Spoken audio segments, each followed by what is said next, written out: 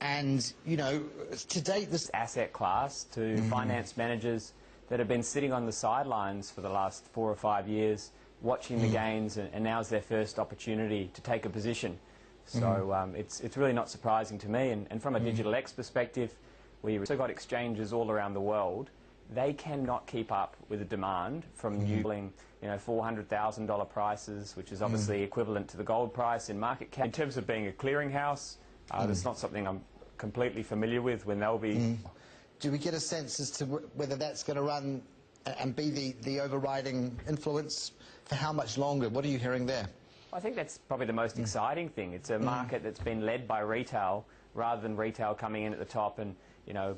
You've got in 3 months ago, and now you're saying, you know, it's time to...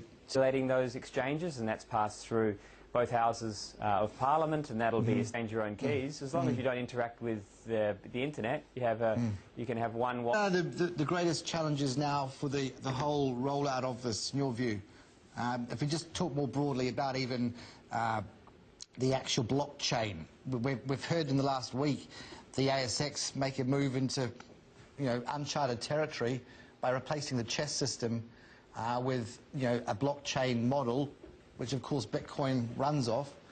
Are you seeing that, you know, there are lessons to learn even from these early trades in Bitcoin that can be applied to the ASX's move? I think that's the most exciting part. Obviously, the thing that grabs the headlines is the price of Bitcoin and cryptocurrencies, but the real technology innovation is the blockchain that underpins that. And ASX is taking advantage of that. There's a number of other businesses out there.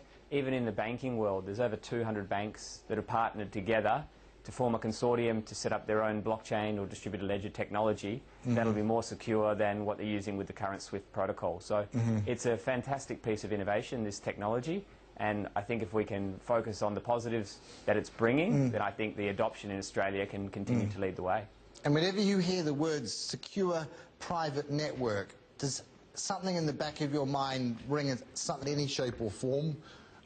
You know, the louder they claim it's secure and private, arguably the more of a challenge there is to undermine it. How would you respond to that? I mean, you know, when people are talking about things you know, loudly and not giving you clear evidence, obviously I'm always one to sort of ask questions and look at the finer detail. But, you know, I do think from a blockchain perspective, you know, there may be a situation in the future when instead of asking for, you know, cloud secured infrastructure for your new projects, you'll be asking for blockchain secured infrastructure. So it's certainly a new movement and one that is getting a lot of airplay. Okay. Listen, we thank you for your involvement in this discussion and wish you well for the future. Thanks, Carson. Appreciate it. Okay, there you are. Leigh Travers, their CEO of DigitalX, out of our Perth studio. Let's